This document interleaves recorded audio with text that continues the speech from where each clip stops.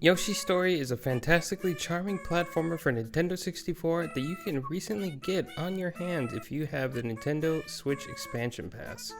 As a kid, I loved this game, but as I got older, I realized the reception for it wasn't the best, especially with some people slamming it for being too easy, too childish, and stuff like that.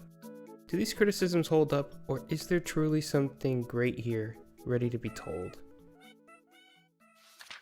Like many Nintendo titles, Yoshi's Story is a simple game. You play as Yoshi, with no Baby Mario this time, and you'll have to traverse 6 worlds. But the catch here is that you only have 1 level per world that you have to go through. This encourages replayability, of course, and not every level is unlocked the same way, so you do have to switch things up on your journey, finding hidden exits and so on in order to find all of the levels. You may have to fight some bosses, but this depends on which level you pick, but at the end you're always going to have to fight Baby Bowser, who's taken the super happy tree. Beat him and you save the day. To be fair though, the game really isn't that difficult, but it does have its moments from time to time. It's not a total walk in the park though either, but if you do have experience with platformers, then it shouldn't pose too much of a challenge for you. There are a few extra challenges to do, with the most notable I think being the all melon run. It's self-explanatory, but it's definitely a lot more difficult than it looks. The levels are a little bit short and a little bit simple, and to me this is perfect for the Switch given that short doses format of gameplay. The controls themselves are fine too, with Yoshi controlling how you might expect. In my opinion, he is a little bit stiff when jumping, but that's just my only complaint aside from the difficulty.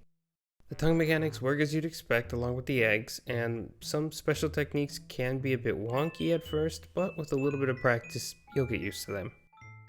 The big thing for me is the aesthetic of this game because it is so unique, and it's something you kind of see with the Yoshi series now, like the Yarn World and so forth.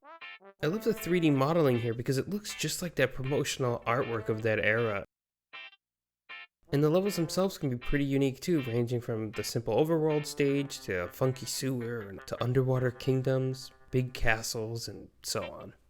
The variety is what keeps this game fun, and no 2 playthroughs are going to be the same for the most part. And even in the same world, you're going to experience a lot of different theming and the levels are going to look different, so it's just a lot of fun to look at. So going back and playing the game again, it is just as fun as I remember. Again, it's not super hard and I can run through the game pretty quickly, but in quick spurts, it's a nice way to get your platforming fix. Like I said, it's on the Switch now, so give it a shot. It's a 64-bit Nintendo platformer, so of course it's going to be solid. It may not be the best one, but to me this is one story that is worth telling.